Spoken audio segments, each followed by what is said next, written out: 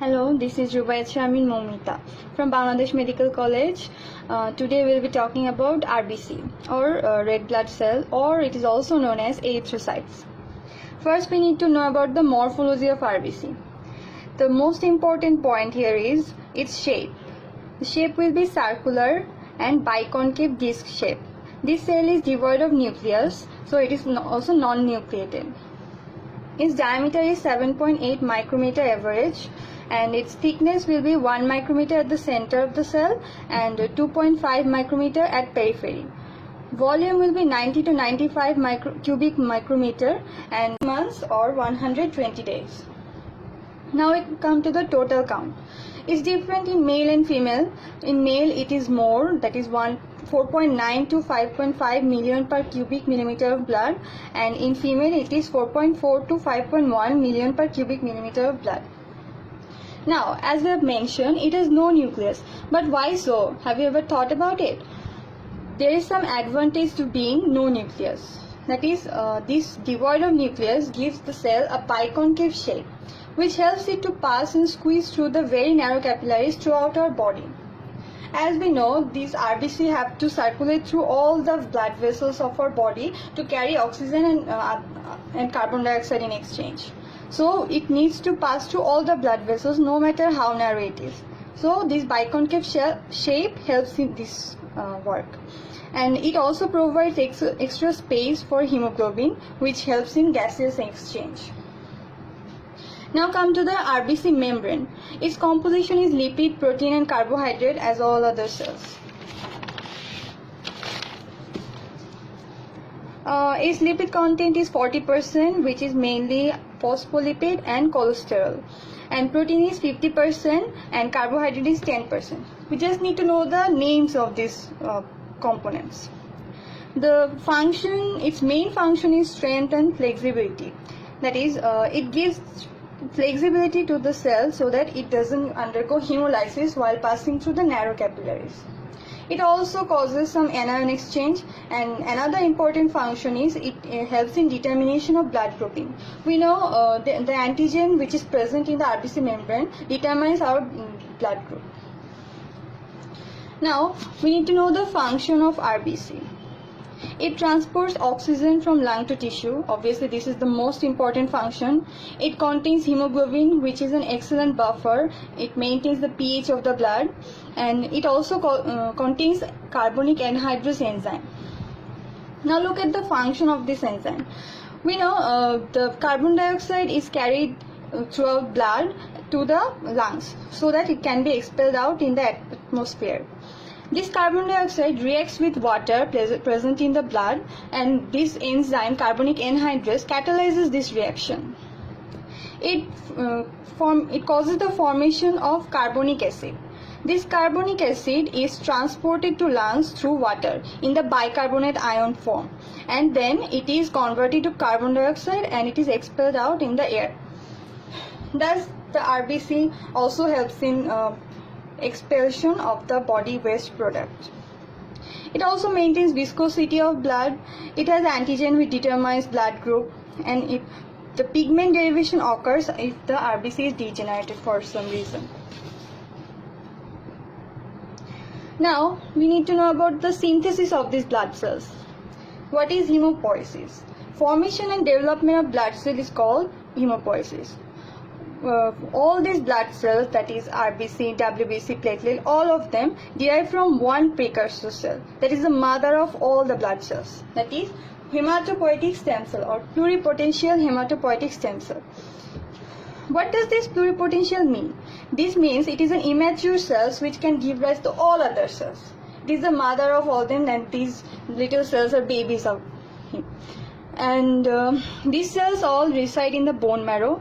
They are capable of self-proliferation so that their storage doesn't run out that soon. Now, hemopoiesis can be of two types, that is medullary, which occurs in the medulla of the bone, and extramedullary, it can be outside the medulla of the bone. Now, as we are learning about RBC, we need to know about the erythropoiesis, that is the formation and development of RBC. Total duration required for erythropoiesis is 21 days.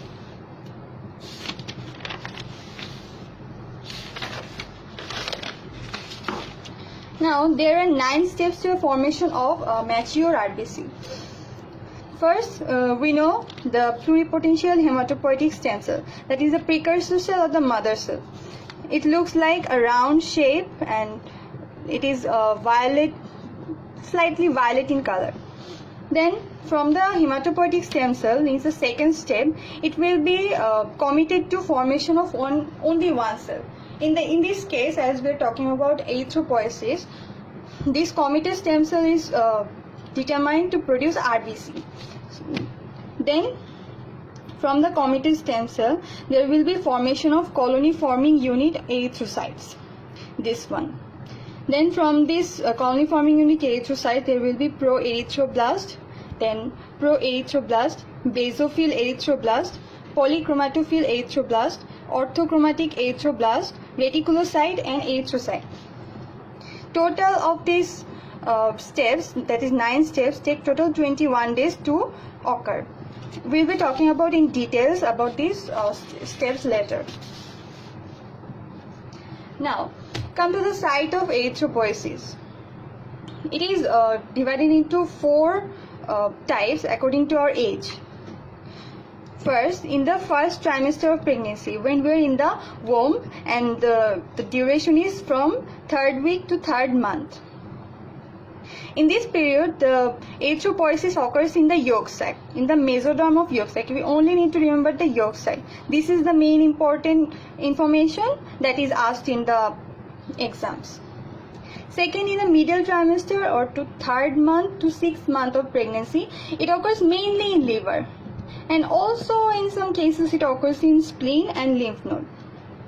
In 3rd trimester and after 20 years, that is in adult also, it occurs in red bone marrow of all bone. This is very important. We need to remember this difference between this 3rd and 4th point.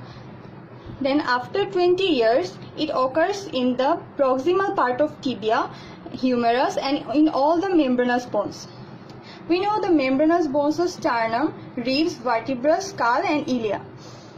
As we grow old, after 20 years, most of the red bone marrow in our body turns into yellow bone marrow. So only where the red bone marrow is present, erythropoiesis occurs in those parts of the bone. These mentioned bones are the site of erythropoiesis after 20 years.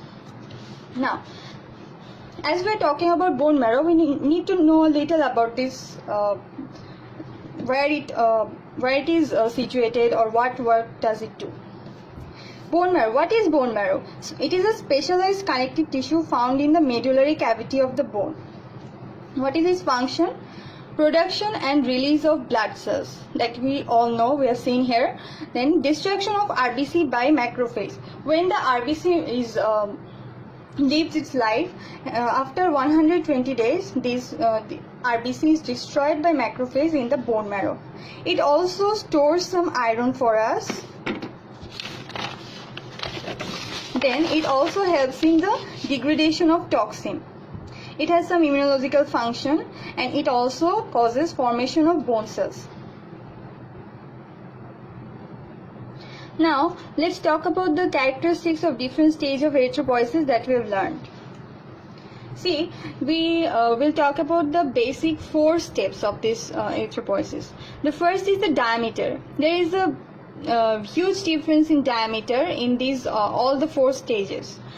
The first, in proerythroblast stage, the diameter will be 15 to 20 micrometer. See, it gets smaller gradually, okay? In basophil erythroblast, it will be 12 to 17 micrometer. In polychromatic erythroblast, it will be 10 to 14 micrometer. And finally, in orthochromatic erythroblast, it will be 7 to 10 micrometer. We have learned in the morphology that the size of the RBC is 7.8 micrometer. So it gets gradually closer to that diameter.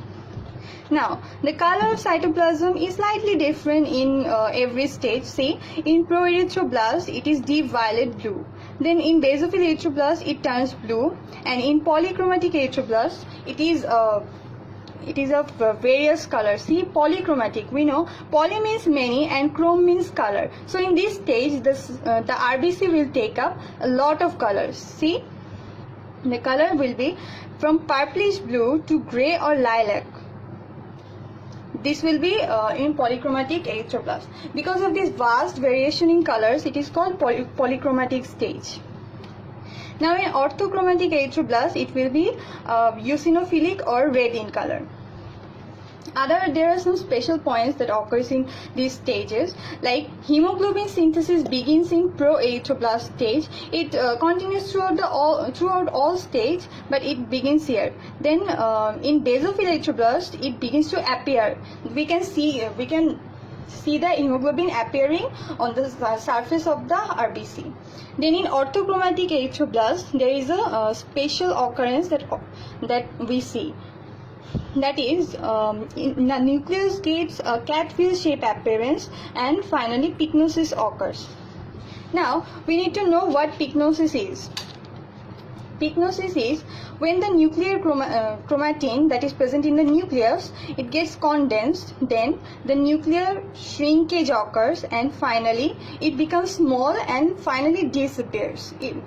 As we know, the RBC is a non-nucleated cell, so there will be no nucleus. So this is a very important point which occurs in orthochromatic erythroblastic stage, the pycnosis, and finally the RBC becomes non-nucleated. Now we need to know about the reticulocyte and erythrocyte. The reticulocyte and erythrocytes are very similar in most of the characteristics, but it has slight difference, which is very important. First, the diameter. See, the difference is very slight. The diameter in reticulocyte is 7 micrometer, and in erythrocyte it is 7.8 micrometer. The reticulocyte is flat disc shape, and erythrocyte, we know, it is biconcave shape. The reticulocyte contains some organelles, cellular organelles, mitochondria, ribosome, Golgi apparatus. But the erythrocyte has none of this, and it also is devoid of nucleus. It is nothing. The concentration in blood, the reticulocyte, it's 1 to 2% in adult stage, and the erythrocyte concentration, we all know, it is 40 to 45% in adult person. And reticulocyte, obviously it will contain some reticular structure. Reticular means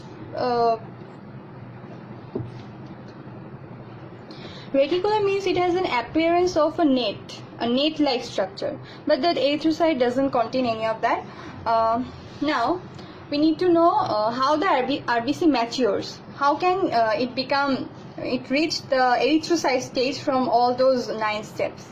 It is the most important 2 factors needed for this is vitamin B12 and folic acid. If we are devoid of any of these 2, we will form the larger cells, that is called macrocytes.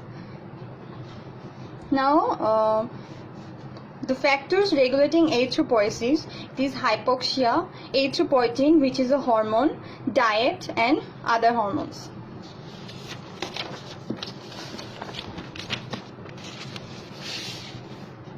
Guys, this is a very important table, and this is frequently asked in the viva and also comes in the written.